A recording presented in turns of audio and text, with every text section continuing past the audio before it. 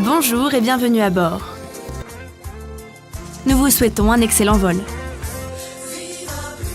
Merci Jocelyne, nouveau visa pour le monde. Et aujourd'hui, je me pose des questions. C'est très beau de suivre l'actualité des pays où l'on peut se rendre en vacances, comme je le fais pour vous. Mais cela ne m'empêche pas de me poser des questions.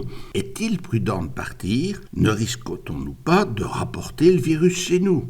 Je vous ferai une réponse mitigée malgré le fait que je sois un grand voyageur. Tout d'abord, si vous préférez continuer à vous confiner chez vous, à vous faire livrer par Internet et à laisser le colis 2 jours devant la porte, c'est parfait. Vous vous rapprochez du risque zéro. Reste à savoir si c'est par mesure d'hygiène ou parce que vous souffrez du syndrome de la cabane, une pathologie reconnue en psychiatrie qui affecte certaines personnes qui n'osent plus sortir après un confinement. Si ce n'est pas votre cas, que préférez-vous ? Aller passer une journée à la mer, enfermé dans un train dont la ventilation laisse à désirer, vous serez face à d'autres voyageurs dont certains ne portent pas ou enlèvent le masque, et tout cela dans une ambiance où les particules de Covid des trajets précédents restent en suspension pendant des heures. À votre arrivée, vous vous installez sur la plage, et ensuite, une autre personne vient se coller à vous. Le soir, rebelote dans le train, où vous retrouvez votre Covid du matin.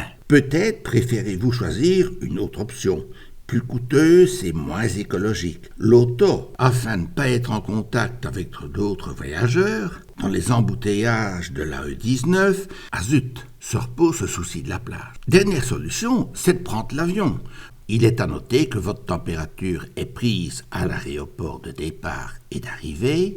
Vous voyagez dans un avion avec une arrivée d'air pulsée au-dessus des sièges qui est aspiré au niveau du sol. Un air filtré par des filtres capables d'arrêter 99,97% des particules. Protégé par ce courant d'air et par les dossiers des sièges sans face à face. Tout ceci dans une ambiance qui se renouvelle intégralement toutes les minutes 30. Vous êtes obligé, bien sûr, de garder le masque. À défaut, vous serez remis aux autorités à l'arrivée.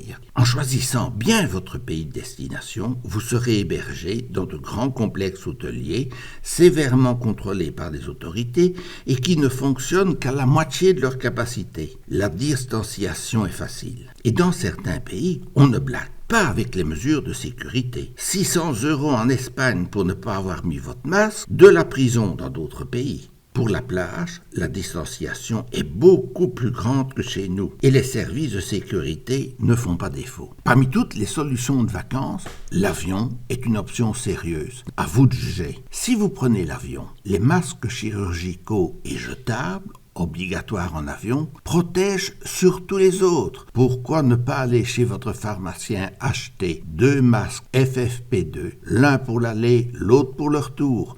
Votre protection sera alors de 100%. Choisissez aussi une destination où l'infrastructure hospitalière est suffisante. Certains pays n'ont pas été interdits uniquement pour échapper à des mesures de réciprocité en rétorsion à leur interdiction ou pour défendre d'autres intérêts. Évitez donc les pays où les mesures sanitaires ne sont pas appliquées avec rigueur et où l'infrastructure hospitalière est insuffisante ou hors de prix. Vous pensez au Sénégal, à l'Angola ou à des pays sous-développés?